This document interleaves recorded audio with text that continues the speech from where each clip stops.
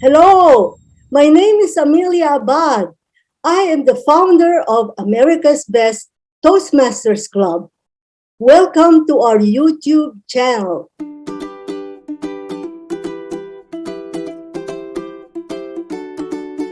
Hi, my name is Jesse Cassell. I'm the current active president at America's Best Toastmasters Club. My name is Hector Simon. My name is Chisom, and I'm going to speak to us about a few questions concerning public speaking.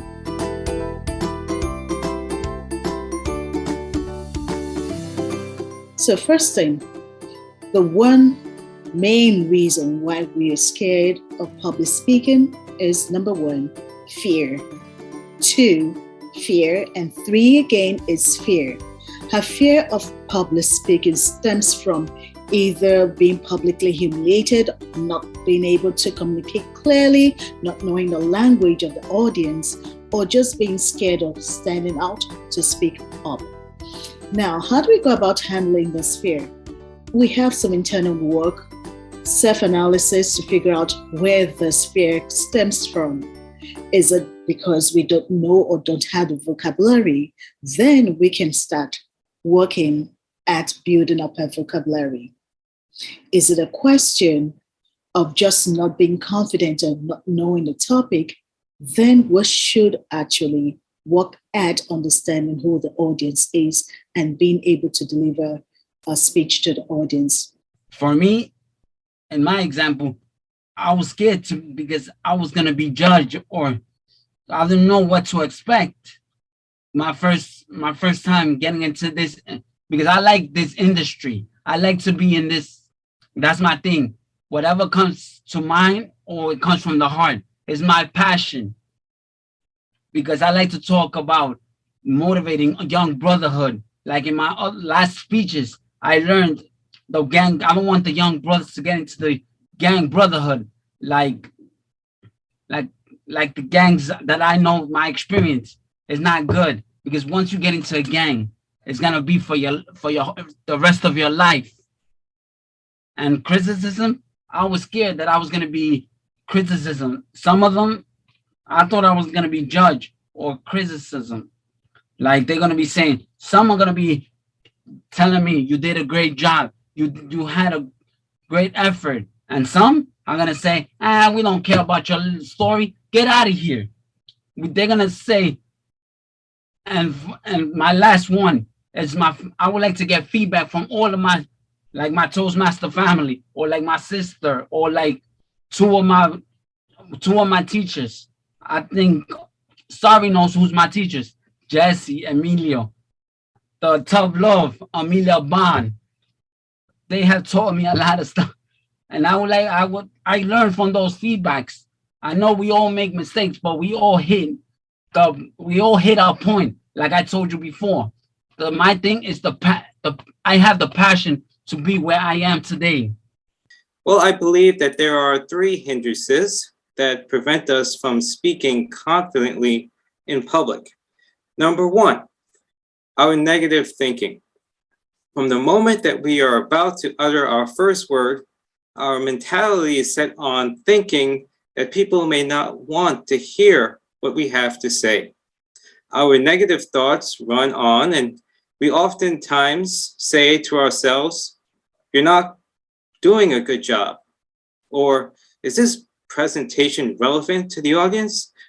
Does it make sense? Do they even care what I want to convey to them?" Which then leads to the second hindrance. We have or develop pessimistic attitudes. No matter how much effort we do in preparation, we still feel a sense of inadequacy. We feel inherently that we do not measure up, and even when that's not the case, we are unable to speak publicly because of our pessimistic attitudes.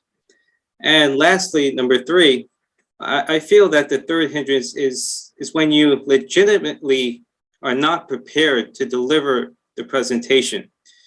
you know for certain you forgot something. That what that entails is that, well, it will have definitely an adverse effect on the way you execute your presentation. You miss something, and that would hinder you from speaking confidently on the information you want to convey to the audience. So within these three hindrances, well, how do you handle it, right? Well, I feel the only conceivable solution to handle these hindrances would be to change your thinking process, to have a more positive mindset. Learn to think more optimistically every time you're speaking in public. If you are not prepared for a given topic, leverage on what you do know. Always go into a presentation with an understanding that people will actually want to hear what you have to say. People do, in fact, value your opinions. Whether it's true or not, it's irrelevant. What matters first is that you speak confidently in front of your audience.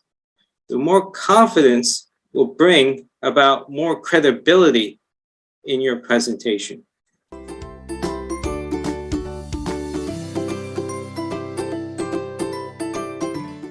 One prominent way, I believe, to keep your anxiety at bay, aside from thinking positive, would be to practice, right? You're all aware of the saying, practice makes perfect.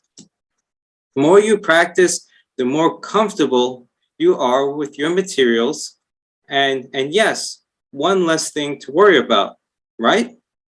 If there's any part of your presentation that brings a feeling of anxiousness, then I would suggest you practice those points until you are confident. The first thing is to be aware, self-awareness. Understandably, sometimes we get panic attacks when we stand up on stage to face the audience, or you just have this unease sensation within the tummy or butterflies in the stomach. I would say we need to breathe, smile, engage with the audience. That really helps. And not focusing on ourselves, but actually focus on what you hear or what you intend to impact or give to the audience actually helps to alleviate the anxieties that we might feel. If you want to be in this industry, you got to have the love, the passion. Like one of my teachers, Emilio Massagutelli, have taught me, once you finish one speech and another speech, go to the next speech. Do not stop there. Keep going. Like for me, I do one speech on a Saturday. The next day, I'm up and running. Keep doing brainstorming and everything, because that's how my teacher taught me to keep going to wherever you want to be. No, just because you do not stop at one speech. Keep going until you get to where you want to get to. Like, sorry, I know you have seen my growth.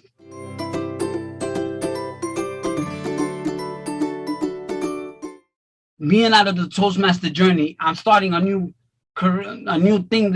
project this year, is to get my YouTube channel and my Instagram starting to look at myself and other aspects, letting me know and other people's, motivating young brothers, young adults, and to be positive. And to if I want to be in this industry, I gotta have the passion, the heart, the love for this public speaking. Again, one prominent tip I would suggest for further growing your communication skills kind of works like the law of economies of scale. Now, the law of economies of scale states that when a company increases in its operation, for example, it's able to allocate its costs around all its sectors, becoming more efficient. Likewise, when you start speaking within a small audience and you become efficient at speaking at that level, you should then speak in a larger audience until you are able to speak with confidence within a large room. You should also test the waters, so to speak, and speak in audiences with different demographics. Don't stay in one particular demographic which you love, but try other different demographics so you can further, grow your communication skills. Get comfortable also with making presentations that are spur of the moment, similar to that of table topics questions. Although you may have a niche that you favor, as I mentioned to you earlier, still, however, aspire to become a well-rounded, efficient speaker. How does anyone get better at anything? Practice, practice, practice. Knowledge is of no value unless it's put into practice. And success is nothing but daily disciplines practiced every day. How does one get from a high school with dreams and goals of being a public speaker or an NFL player or a football player? It does take years of practice.